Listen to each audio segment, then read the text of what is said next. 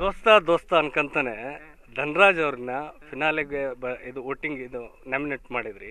ಅವ್ರು ಆದರೂ ಕೂಡ ಬೇಜಾರಾಗಲಿಲ್ಲ. ನಿಮ್ಮ ಬಗ್ಗೆ ಒಳ್ಳೆ ಒಪಿನಿಯನ್. ಧನರಾಜ್ ಬಗ್ಗೆ ನೀವು ಹೇಳೋದಾದ್ರೆ ಮನೆ ಬಗ್ಗೆ. ಧನರಾಜ್ ಒಳ್ಳೆ ದೋಸ್ತ ರೀ, ಅದು ಒಳ್ಳೆ ಮನಸ್ಸಿರೋಂಥ ವ್ಯಕ್ತಿ ಆತ.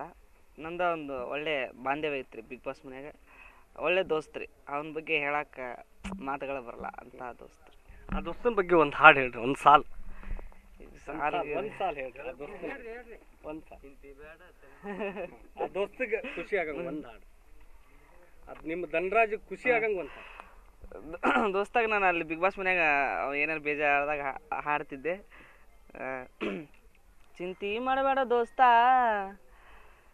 ಹನುಮಂತ ಇರುತ್ತಾನ, ತಲೆನೂ ಬೇಡ, ಚಿಂತಿ ಬೇಡ, ತಲೆನೂ ಬೇಡ, ಆರಾಮ ಇರೋಣ ಅಂತೇಳಿ ಹೇಳ್ತಿದ್ದೆ ಸರ್. ಅದು ಭಾಳ ಮಿಸ್ ಮಾಡ್ಕೊಳಕತ್ತಿ ಬಿಗ್ ಬಾಸ್ ಮನೆಯಿಂದ.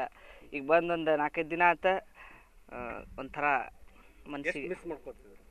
ಭಾಳ ನೆನಪ ಆಗ್ತಾನ ದೋಸ್ತ. ನಿನ್ನೆ ಅಲ್ಲಿ ಸುಟಿ ಮುಗಿಸ್ಕೊಂಡು ಬಂದೆ, ಹೊಳ್ಳಿ ಬರ್ತೀನಿ ಅಂತ ಹೇಳಿ ಬಂದಿನಿ. ಈಗ ಆಟ ಆಡುವಾಗ ಭವ್ಯ ನಿಮ್ಮ ಮೇಲೆ ಹಲ್ಲೆ ಮಾಡಿದ್ಲು, ಅವಾಗೇನು ಸಿಟ್ಟು ಬರಲಿಲ್ಲ? ಯಾಕೆ ಆ ಹನುಮಂತು ಯಾಕೆ ಹೊರಗೆ ಬರಲಿಲ್ಲ? ಇಲ್ಲ, ಆಟದಾಗ ಏನು ಹೊಡೆದ್ಲ, ಮತ್ತು ಸುಮ್ಮನೆ ಏನಂತ ನಾನು ಸುಮ್ಮನೆ ಇದು ಮಾಡಲಿಲ್ಲ.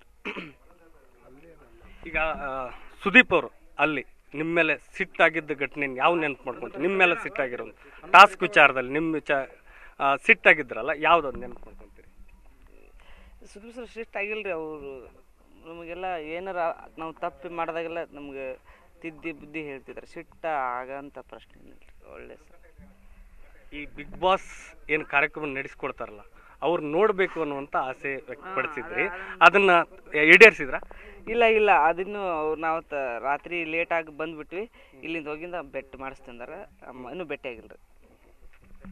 ಇನ್ನು